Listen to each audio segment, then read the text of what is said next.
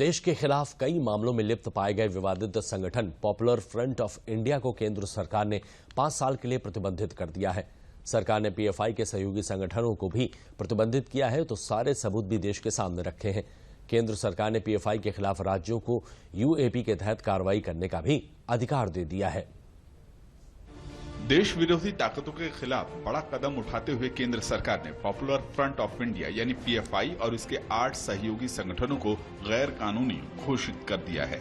केंद्र सरकार ने इन सभी संगठनों पर 5 साल का प्रतिबंध लगा दिया है।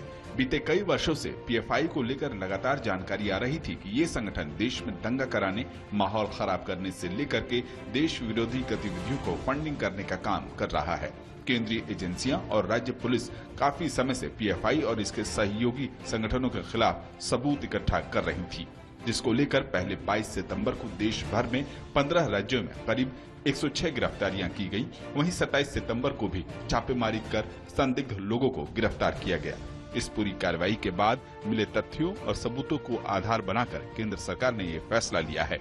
गृह राज्य मंत्री अजय मिश्र टेनी ने कहा कि कुछ राजनीतिक दल पीएफआई पर हो रही कार्रवाई का विरोध करते हुए इतने हताश हो जाते हैं कि राष्ट्रद्रोह की स्थिति में पहुंच जाते हैं। इस समय एक ऐसी सरकार है देश में जो किसी तरह की ऐसी अप्रिय स्थिति से निपटने में पूरी तरह से सक्षम है। ये राजनीतिक दल हमारे देश में, ये हमारे देश का, या मैं कहूँगा मेरा, आप सब लोगों का ये दुर्भाग्य है कि ऐसे राजनीतिक दल हमारे देश में काम कर रहे हैं जो कई बार विरोध करते करते हताशा निराशा में राष्ट्रद्रोह की स्थिति तक पहुंच जाते हैं। बुधवार को गृह मंत्रालय ने अपनी अधिसूचना में कहा कि इन गैर कानूनी संगठनों में the rehab India foundation, campus front of India, all India imam council, national confederation of human right organisation, national women's front, junior front, empower India foundation शामिल हैं।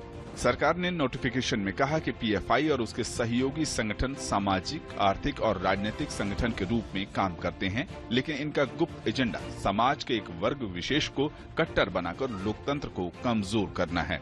विभिन्न मामलों की जांच में ये साबित हुआ है कि पीएफआई और इसके कैडर हिंसक और विध्वंसक गतिविधियों में शामिल रहे हैं।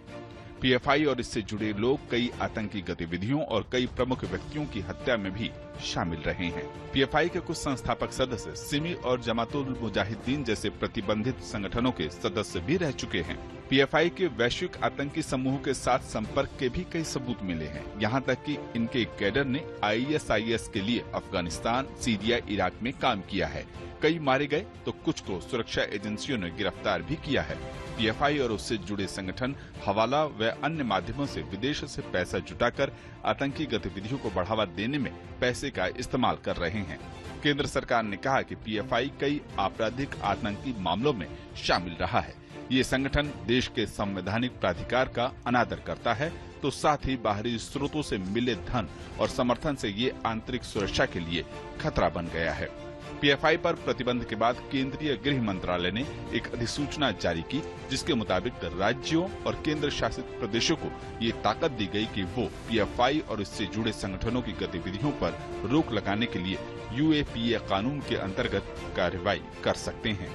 गृह मंत्रालय की इस कार्रवाई के बाद उम्मीद की जा रही है कि पीएफआई जैसे देश विरोधी संगठनों पर नकेल कसेगी और देश के बाहर बैठे लोग जो भारत को कमजोर करने की कोशिश कर रहे थे, उनके मंसूबों पर भी पानी फिर जाएगा।